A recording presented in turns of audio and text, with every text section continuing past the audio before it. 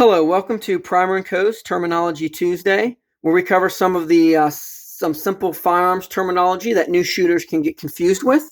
Today, we're going to be talking about the action of a pistol. All these guns have been cleared. We'll start off by that, so they're all safe.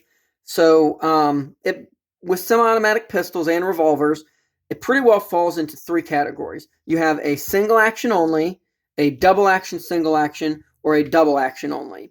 When we say the action, we're talking about what the trigger does. So if you take this single action only, if you see pulling the trigger here is not doing anything, if I pull the hammer back, now if I pull the trigger, it drops the hammer. In a single action only, all the trigger's responsible for doing is dropping the hammer. That hammer has to get to the end of its travel some other way. Typically, it's by running the slide.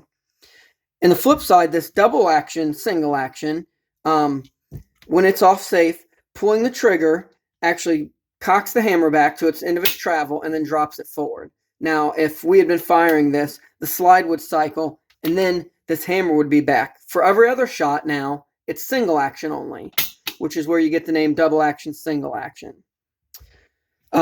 This is a striker fired gun, but there are hammer fireds that are similar. What this does is this is a double action only. Each time I pull this trigger, it pulls the striker back to the end of its travel, then releases it.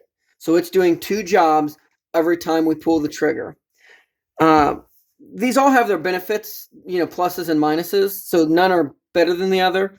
The triggers in a single action are usually going to be a lot lighter and shorter, cleaner. A lot of people find them easier to shoot, but typically they'll have like an external safety or something else with them. Double action and single action, that first trigger pull is really heavy. But after that, you get something more like a single action. With a double action only, you typically have maybe a little bit longer trigger pull, and you also have a little bit heavier than what you'll get with a single action, although all of these trigger jobs can be done, and you can kind of change and customize those around, but it's just kind of the general characteristics. Again, each of them have their place, just kind of depends on what job you're wanting it to do. But if we get down to the main thing, is it's how much work that's doing. This just drops the hammer.